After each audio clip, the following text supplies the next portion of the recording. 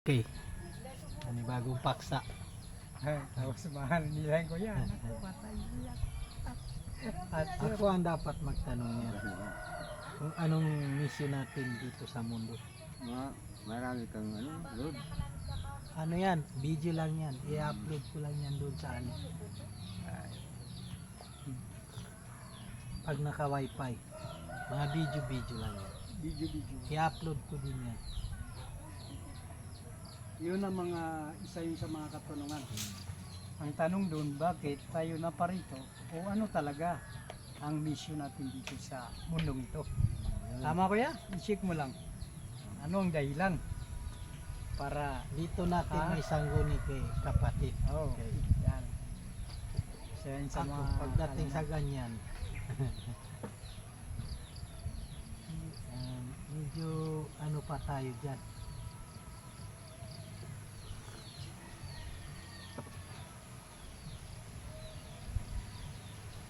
Si kapatid ang dapat makasagot dyan.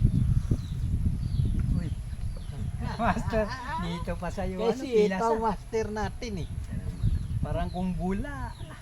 Ganun talaga yun. I-shoot ko sana yung bula sa kanya pero hindi na tinanggap. Sa akin eh. Ako ang dapat magtatanong ng mga bagay-bagay na ganyan. Pinasing sa'yo kuya ba? Minsan dito.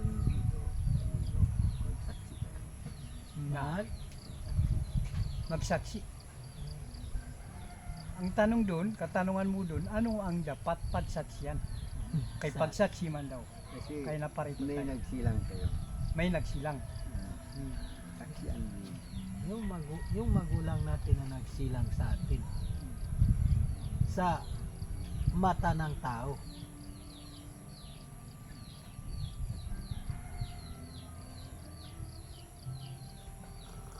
Ano bang ginagawa dito kung hindi magsaksi? Silang lahat. Saksiyan mo na, Pamanang, Saksian mo yung ginawa mo. saksiyan mo yung ginawa mo. ginawa mong kabutihan, ginawa mong kasamahan, saksihan mo rin. Diba? Saksiyan mo. So nakakaalam niya. Ikaw nakakalam. May ligtas ka. So, ginawang ka. Uhay, Benar isaksihin mo. ka. Sarili mo ang nakakaalam. Why? Di ba matoron? Walang isang Tao. isa man. Hmm. Malalaman lang ng ibang tao sa pamagitan ng iyong ginawa. Hmm. Pero ikaw rin ang nakakaalam bago malaman ng ibang tao Hmm. yung ginawa mo. Saksian mo ba ang ginawa mo? Ibig sabihin, ang punto doon, kuya, no? Ibig sabihin, doon ba yung binasyan lang to? Bumabase sa Sa ginagawa mo. O ano ginagawa mo? nasaksihan Ginagawa mo? ginawa O ano mo. ginagawa mo? O gagawin o Ginawa mo na. ginawa. Kasi kung ginawa, ibig sabihin nagawa na. Nagawa na. Yung gagawin, ngayon ko lang gagawin. Hindi pa natapos. Mga pangkasalukuyan pa lang gagawin. Gaya nito, nasaksihan ko ang ginagawa ko sa pamamagitan ng pag-inom ng kape. At paano ko nakuha yung kape na yan? Sa pamagitan ng kagaya mo na nagbigay ka ng may inom na kape. Na nasaksihan ko ang iyong kabutihan. Dahil isa ito sa kabutihan na iyong ginagawa, yung mapainom mo ng matamis Ayun. na kape. Ay, ikaw di Kapwa nakakalam. mo. Ikaw di nakakalam. Walang magsabi, kundi ang sarili mo. Walang magpahiwatig, alangan na may marinig kang suwara. Hoy, ganito. Ano yan? Si kundi ikaw di nakakalam. Pero ang tanong doon, kung anong alam mo, alam ng Tuhan. Tapos ng kaalaman doon. Kung anong alam mo, alam na ng Tuhan. Kasi hindi mo palang nagawa, Alam nalaman na. na ng Tuhan kasi Alam siyang na. nagkukontrol sa iyo, Oo. yung Tuhan. Hmm. Yun. Pero kahit kinokontrol ka niya, ikaw rin ang nagmamanage kung anong gagawin mo. Hmm. Kasi kung nakokontrol ka niya, hindi ka niya, yung ibang mga tao hindi makagawa ng masama dahil nakokontrol ng Panginoon eh. Siya rin ang nagdadrive sa sarili niya. Hindi na magaya mga magnanakaw, buldapper, mamamatay tao. Hmm. Eh kung talagang control ng Panginoon yan, kontrolin na, wag kang papatay, wag kang magnakaw, wag kang ano. Mismo sarili niya ang nagkokontrol din sa sarili niya. Tama? Tama. Wala naman masabihin natin na ibang makontrol ko hindi ang sarili. sarili mo. Pero lahat ng yan sa Panginoon pa rin. Ano. Nakalukis. Kaya pagka hindi hindi ka na makontrol sa ginagawa mo, sa kabilang buhay, doon ka niya sisingilin. Yung kanyang kukontrol. Oh. Yung ka na makontrol. At meron siyang taga-singil. Hindi mismo siya, kundi may taga-singil siya. Si Mungkarong. Si Mungkar. Si Malakalbot naman, yun yung tagahugot ng Nyawa. nyawa mo, naps.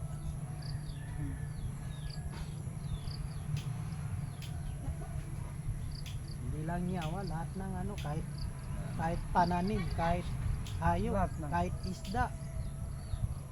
Siya rin ang siya rin ang humuhugot. Last na, siya na. Yun daw, hirap na hirap siya maghugot sa sarili niya. Meron kalat sa kanya. Ha? Meron kalat. Oh. Wala sa akin, pero nasa isip ko lang. Nasa isip ko lang yun. Ikaw ang nakakaalam. Kapag ugutin niya na ang sarili niya, buhay. Meron pang Natitira. Yun. Pag inugot niya ang kanyang sarili, pero mayroon pang natitira na isang bahagi. Ang tanong dun, anong klase yun? Anong bahagi na yun na huli? Huling. Mga guys, ano lang to, may kapulutang aral to mga guys. Sa sino mang ano. Napakagandang paksa namin mga guys. Sa mga nakakaintindi, dyan, may napupulutan siyang aral dito sa amin. Kahit na kwentuhang ano lang, tawaging kwentong barbero, pero may mahalagang paksa rin na natututunan ng bawat isa kung intindihin lang mga guys.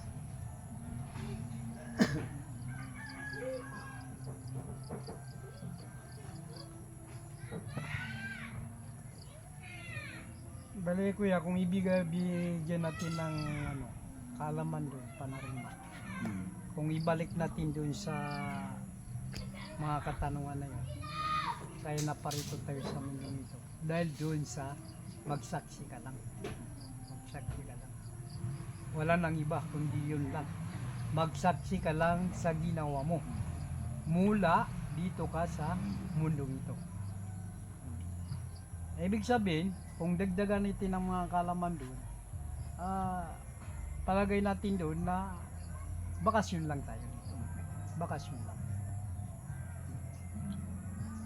Bakasyonan ng mundong ito.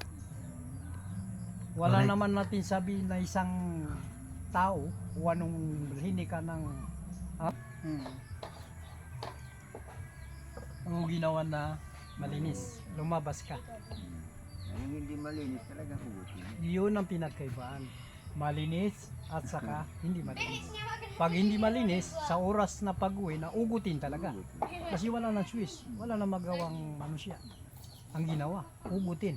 Pero, pag ikaw isang malinis, hindi ka ugutin. Ibig sabihin, hey, ginawa malinis, lumabas ka dyan. Hindi tayo magsabi malinis na tayo, hindi. Pero dahan-dahanan natin, dahan-dahanin. Dahan-dahan. Dahan-dahan yung linisan. Hmm. Hindi ba, Commander? Tama. Tama yun. Dahan-dahan. Dahan-dahan. Hindi tayo ma-perfect. Hindi. Hindi tayo maka-perfect. Pero, Hanggat ka na mawala na. Kasi yan ang sabi. Hindi inugot. Sabi na lumabas ka na dyan. lumabas ka na dyan. Hindi inugot. Nilabas ka. Ninalabas lang.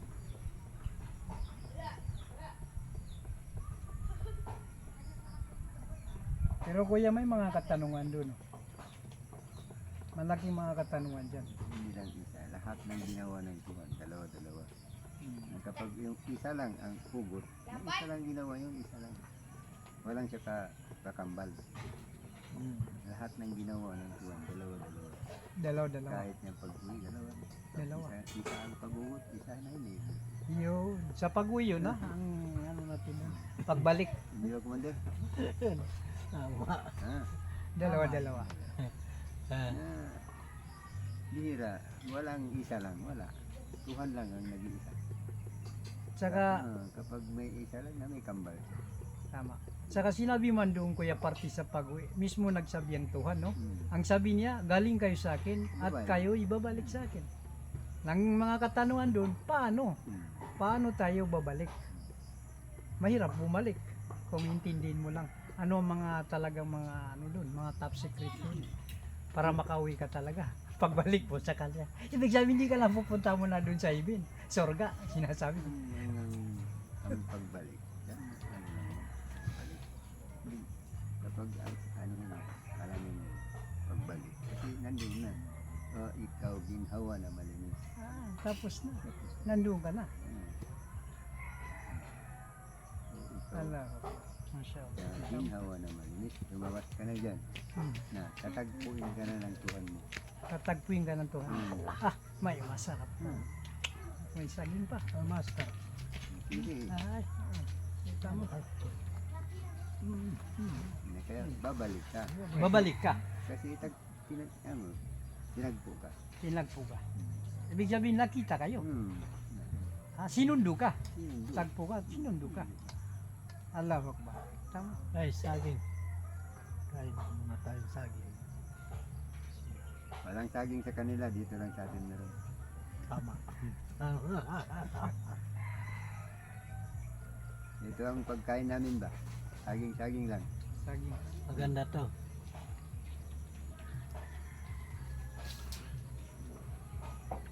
Marami kang mga katanungan, marami kang nalalaman. Oo, kuya. Sa hinggil sa tinatawag na pagbalik sa kanya. Hmm.